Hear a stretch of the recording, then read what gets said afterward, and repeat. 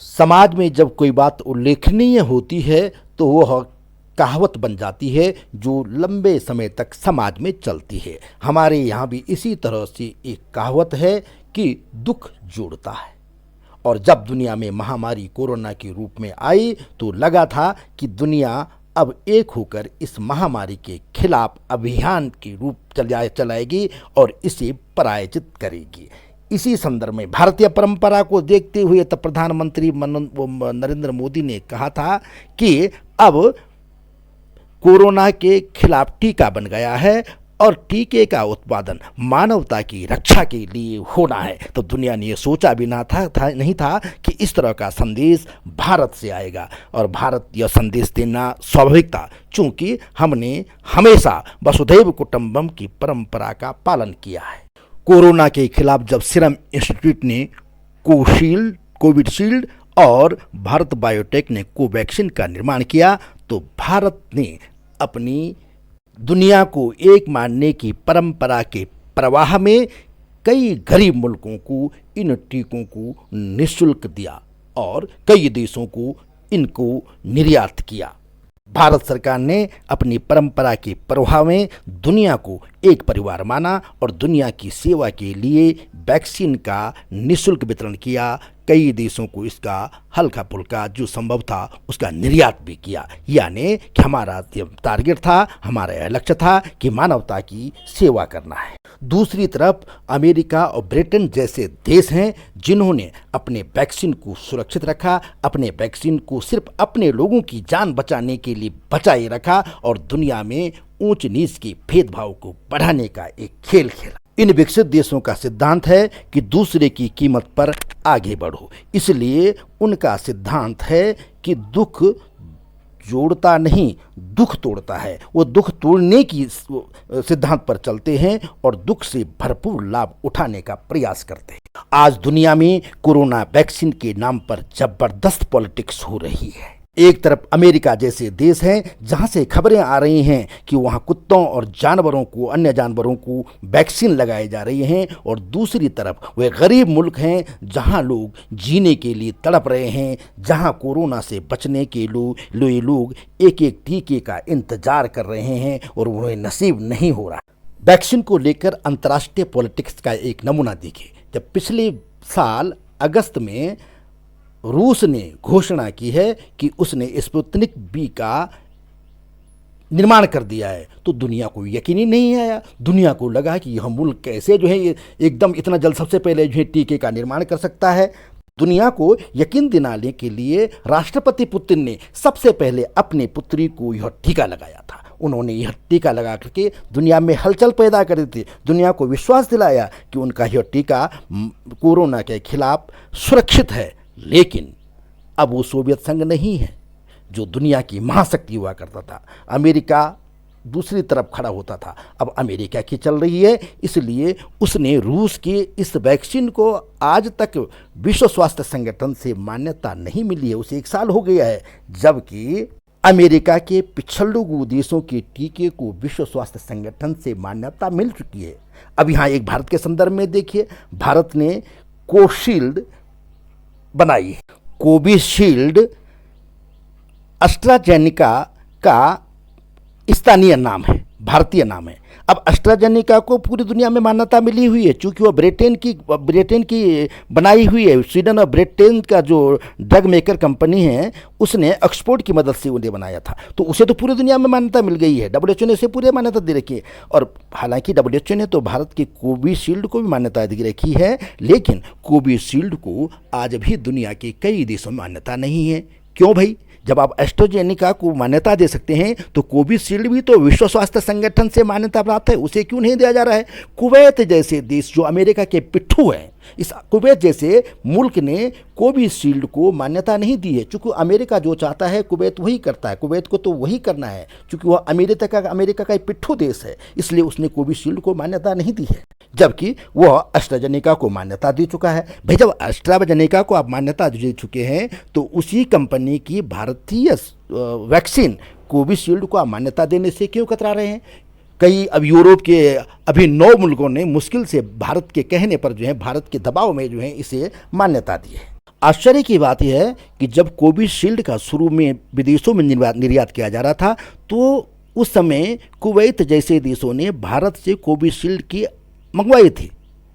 Covishield का वहाँ उन्हें अपने लोगों को बचाना था, उस समय उसको मंगवा दिया। लेकिन अब जब दुनिया में कई वैक्सीन आ चुकी हैं, तो कोविशील्ड को इसलिए पीछे किया जा रहा है क्योंकि उसका निर्माण भारत में हुआ है। कोविशील्ड की आपूर्ति पिछले कुछ समय तक 95 देशों में हो रही थी, लेकिन यूरोपीय संघ के 9 देशों ने पिछले दिनों इसे मान्यता दी। इस तरह से दुनिया के 104 देशों में भारतीय टीके कोविशील्ड की आपूर्ति की जा रही है, उसे मान्यता मिली है। जो यूरोपीय संघ के 9 देश हैं, उनमें ऑस्ट्रिया, जर्मनी, मिस्र, Slovenia, Ireland, Spain, Estonia, Switzerland, जिन 95 देशों में पहले कोविशील्ड की आपूर्ति की जा रही थी, उनमें हमारे पड़ोसी नेपाल, बांग्लादेश, भूटान, म्यांमार, मालदीव, ये तो थे ही। उसके अलावा Bahrain, Morocco, Oman, Kuwait, UAE इत्यादि शामिल थे।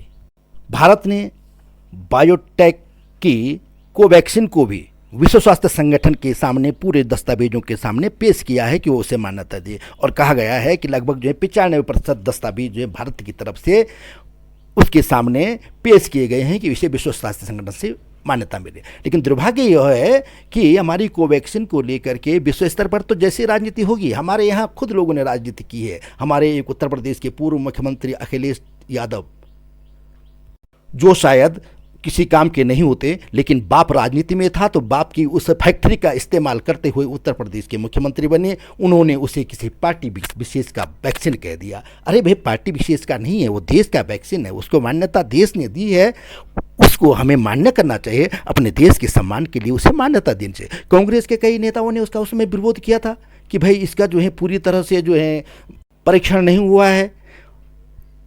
ये ठीक है, पूरी तरह से परीक्षण नहीं हुआ होगा, और सही बात है कि थोड़ा जल्दबाजी में शायद इसकी अनुमति दी गई होगी, और लेकिन क्योंकि देश के बड़े संस्थान ने, देश की सरकार ने इसे मान्यता दी थी, तो हमें उसे मान लेना चाहिए। उसमें कोई बुराई नहीं है। वैज्ञानिकों की किसी देश सरकार ने नहीं दिया, सरकार के किसी अधिकारी ने दिया, वो देश के वैज्ञानिकों ने उसे मान्यता दी थी, और वैज्ञानिकों पर हमें विश्वास करना चाहिए क्योंकि उन्होंने ही इसे विकसित किया है। यह रही राष्ट्रीय पॉलिटिक्स। अब अंतर्राष्ट्रीय पॉलिटिक्स में फिर आते हैं कि जब अभी तक जो रूस का स्पुतनिक वैक्सीन है, उसे भारत में लागू कर दिया गया है, लेकिन अभी WHO से शायद उसे मान्यता नहीं मिली है। पिछले दिनों तक तो नहीं मिली थी। WHO में जो है वो घूम रहा है कि उसे मान्यता मिले।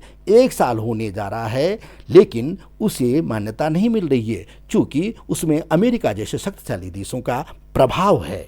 WHO ने, यानी विश्व स्वास्थ्य संगठन ने अब तक जिस टीके को मान्यता दी है, उनमें फाइजर है। इसे जर्मन बायोटेक ने बनाया है, और यूरोपीय यूनियन ने इसे सबसे पहले मान्यता दी है। दूसरा टीका है मॉडर्ना का, जो यह अमेरिकन बायोटेक ने बनाया है। इसे तो अब भारत में भी इस्तेमाल किया जा रहा है। इसको भी WHO ने मान्यता दे दी है, और इसे सबसे अच्छा टीका भी दुनिया में कह करके प्रचारित किया जा रहा है। तीसरा है जॉनसन एंड जॉनसन का जैनसेन।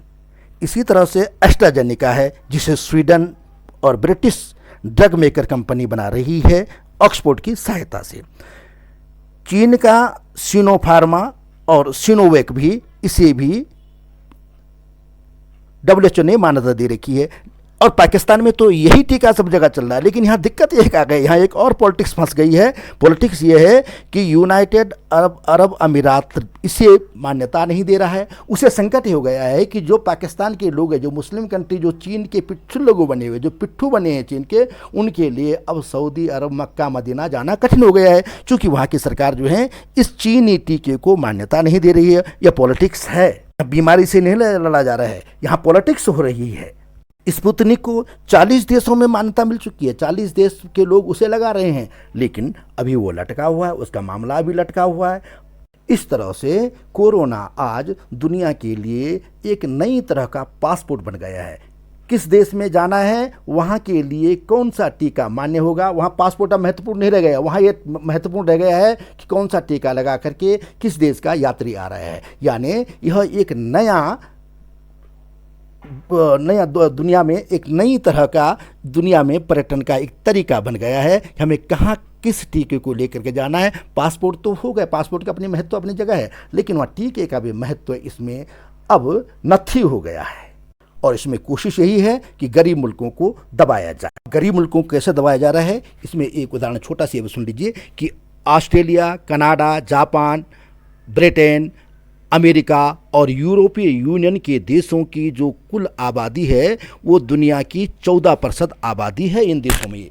और एक रिपोर्ट कहती है कि इन 14% आबादी वाली दुनिया के सम्भ्रांत मुल्कों में 5 अरब कोरोना के टीके मौजूद हैं, जबकि अफ्रीका जैसे महाद्वीप और एशिया के कई गरीब मुल्कों यानी दुनिया के 270 मिलियन यानी 27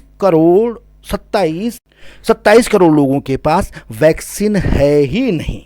भारत दुनिया का सबसे ज़्यादा वैक्सीन उत्पादक देश है। लगभग 60% हमारे यहाँ से वैक्सीन उत्पादित होता है और दुनिया को जाता है, लेकिन हमारे यहाँ कोरोना का टीका उपलब्ध नहीं है। कई जगह बहुत इंतजार करना पड़ रहा है, कई प्रदेशों को लोगों को टीका नहीं लग रहा है समय पर। यह हालत है, ये पॉलिटिक्स है दुनिया की कोरोना को लेकर।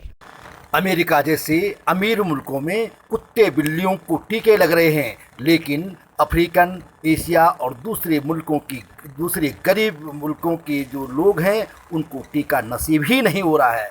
भारत ने कई गरीब मुल्कों को निःशुल्क टीका दिया है, इसलिए भारत विश्व के विकसित देशों की आंखों में खटक रहा है। उनको लगता है कि भारत मानवता का नया चैंपियन बनकर के उभर रहा है और वह उन्हें रास नहीं है, इसलिए भारतीय टीके को